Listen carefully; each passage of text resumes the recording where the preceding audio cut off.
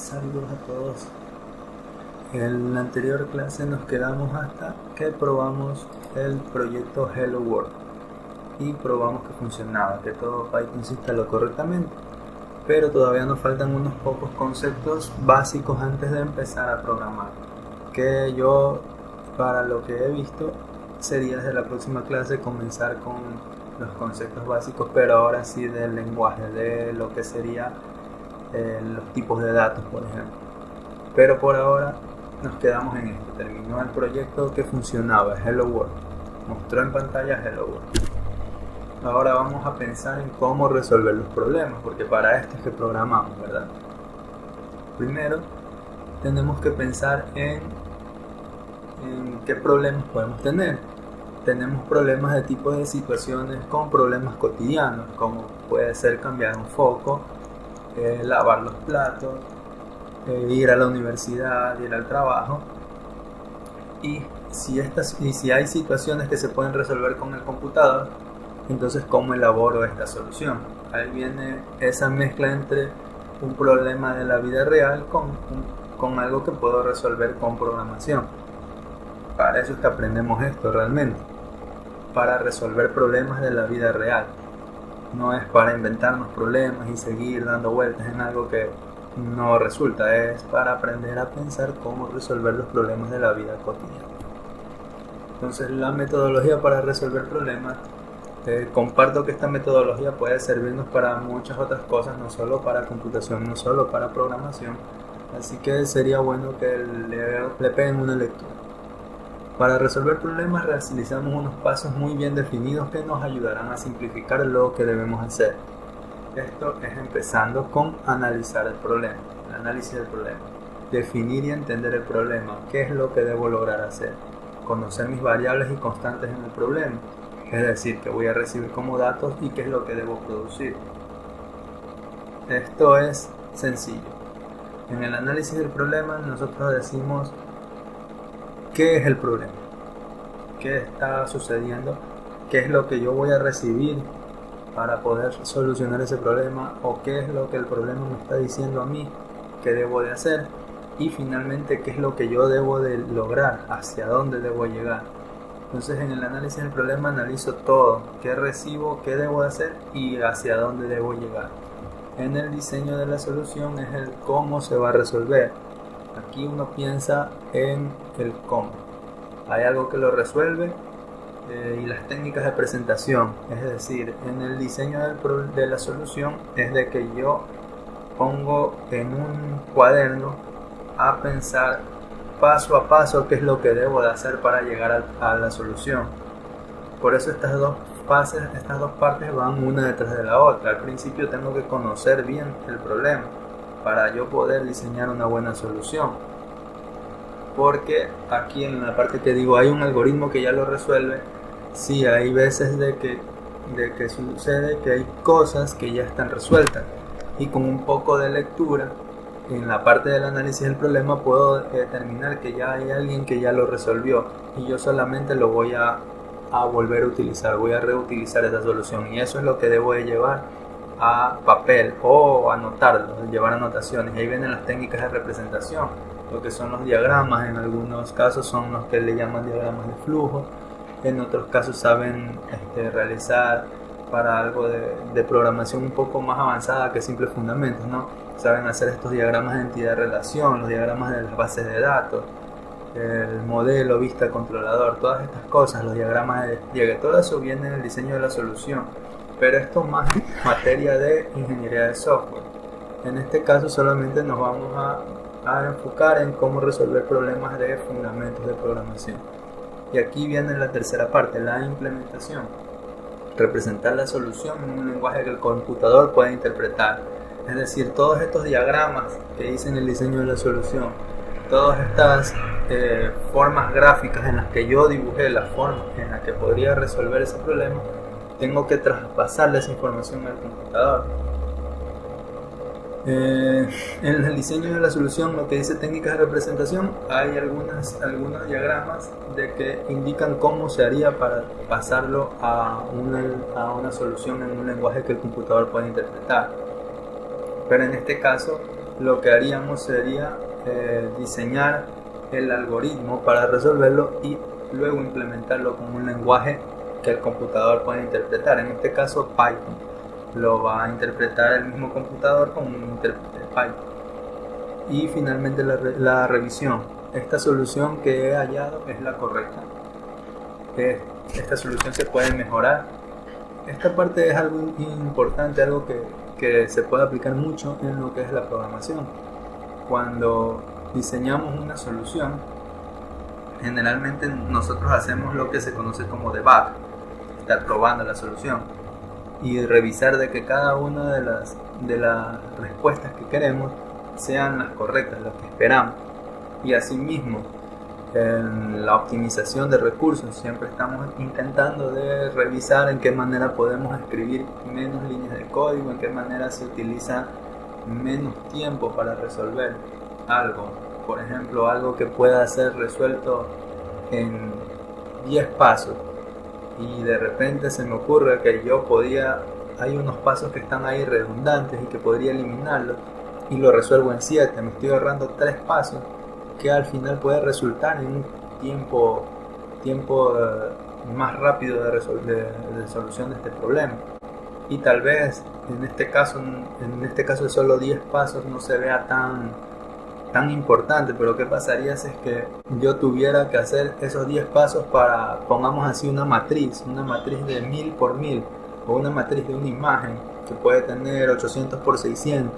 Entonces yo tengo 10 pasos por cada cuadrito, 10 pasos por cada 800 por 600.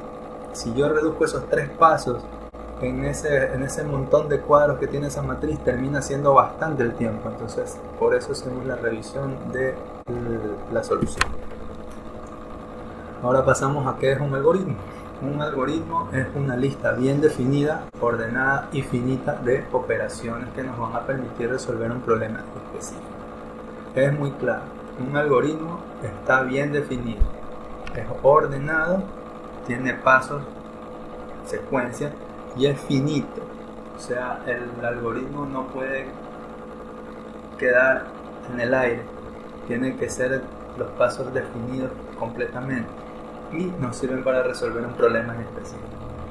Así el algoritmo recibe entradas y nos da una salida. Y esto de aquí nos resuelve un problema. Ahora yo puedo tener problemas muy grandes en los que tal vez toque dividir por partes la solución y usar algunos algoritmos, pero eso es asunto de otra materia. Entonces ahí vemos que un programa puede tener una complejidad tal que utilice varios algoritmos. Entonces en un algoritmo se hace la secuencia de instrucciones que resuelven un problema, mientras que el programa tiene un algoritmo o varios algoritmos codificados que son entendidos y ejecutados por el computador. Entonces el programa utiliza el algoritmo que es la solución. Ahora sí, vamos a inventarnos un pequeño problema de vida cotidiana que lo vamos a representar en Python. Como ya lo vimos en la clase anterior, tenemos que abrir PyCharm desde aquí. Una vez que he cargado mi proyecto Hello World, yo voy a hacer la solución de un problema trivial: cómo cambiar un foco. Vamos a hacer eso en una secuencia de pasos. Primero, para ir conociendo, esta almohadilla sirve para hacer los comentarios.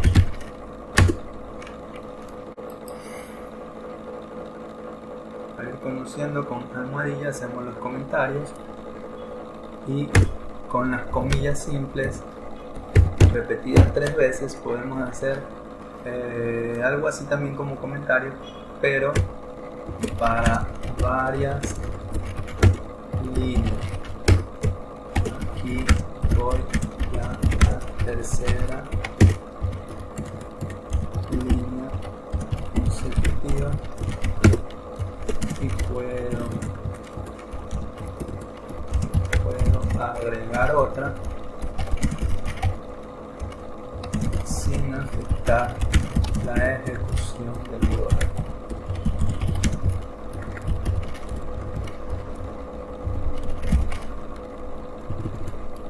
al ejecutar este código, el intérprete se lo va a saltar, va a reconocer que esos son comentarios y que no los tiene que interpretar, que no tiene que mostrar nada, no tiene que hacer nada. Entonces yo puedo copiar el mismo hello world de acá abajo y lo voy a tener repetido 2 veces, ignorando todo eso que está allí. Y ahora sí, vamos a comenzar con nuestro algoritmo de cambiar un foco. Empezamos con almohadilla, cambiar un foco. El hello world vamos a comentarlo para que ya no aparezca. Y al cambiar a un foco, ¿qué es lo que yo tengo? Tengo un foco que está quemado. Esto de aquí tiene que estar con comillas dobles porque es una cadena de caracteres, algo que ya comenzaremos a ver desde la próxima clase muy probablemente. Y el foco está quemado. Ahora entro a la habitación.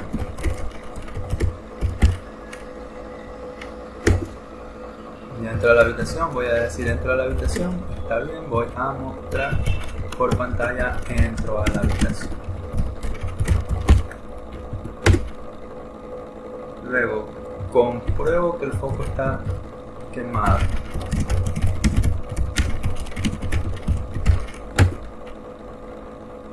En este caso voy a usar lo que llamaríamos una sentencia de control de if.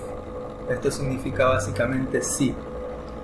Es una condicional, en matemáticas lo que conocemos como si, entonces. El foco tiene, lo que queremos hacer es si el foco está quemado, es decir, el foco está quemado. Si el foco es igual a quemado, aquí es doble igual, que es para comparar. Este 1 igual es para asignar, este doble igual es para comparar. Si el foco está quemado, ¿qué es lo que yo debo de hacer? Vamos a hacer la primera parte. Voy a imprimir por pantalla. Me acabo de dar cuenta que el foco está quemado. El foco está quemado.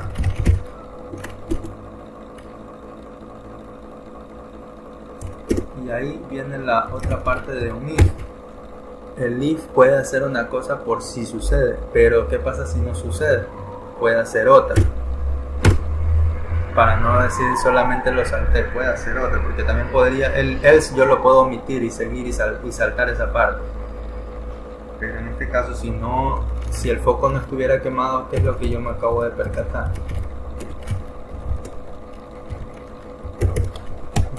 Percaté,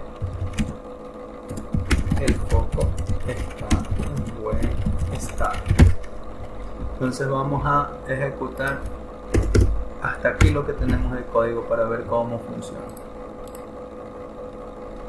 Y acá abajo me dice, entro a la habitación, me percaté que el foco está quemado. ¿Qué pasa si el foco estuviera en buen estado? Vamos a poner el foco está bueno.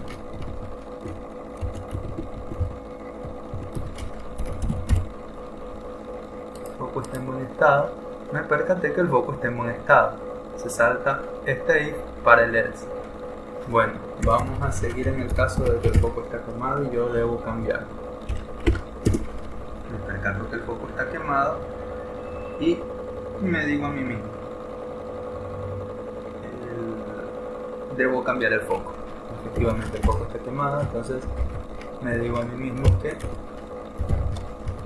debo cambiar el foco.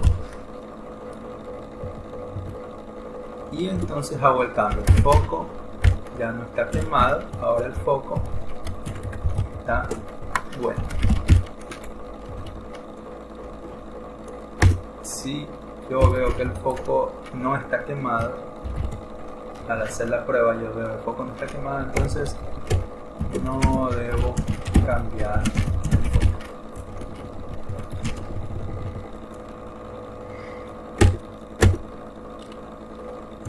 Y finalmente imprimo, o sea, muestro por pantalla que el estado del foco es foco.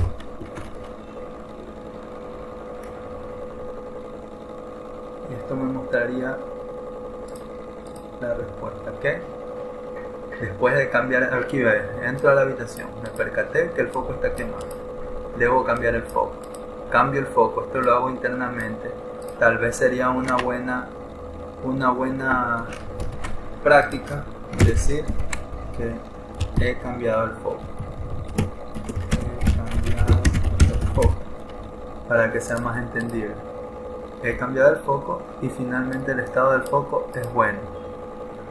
Me imagino de que algunos han de preguntarse, algunos que tienen cero experiencia en programación, que realmente han venido porque quieren saber lo básico, ¿qué pasa si es que yo hago un comentario a la mitad de la línea?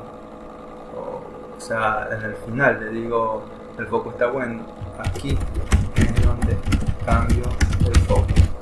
Pues ahí no hace absolutamente nada. El programa llega hasta aquí, se da cuenta que es un comentario y no lo ejecuta y pasa a la siguiente línea. Entonces no me afecta en nada. Y la respuesta sigue siendo la misma. ¿Qué pasa si es que yo no hago esto? O sea, yo digo, debo cambiar el foco y saco el foco y comunico a la gente, he cambiado el foco. Eso sería como comentar aquí. Entonces al final el foco va a seguir quemado, aunque yo haya comunicado que el foco ha sido cambiado. Yo efectivamente nunca hice ese cambio se hace en esta línea. Entonces al final el estado del foco es quemado. Esto solamente es un ejercicio muy básico de cómo sería un algoritmo de la vida real pasado a un programa, pero es bastante sencillo. Ya desde la próxima clase veremos lo que son los tipos de datos. Me parece que eso es lo que sigue en la siguiente clase. Con todo, hasta aquí hemos llegado con lo más básico de todo, con los conceptos muy básicos.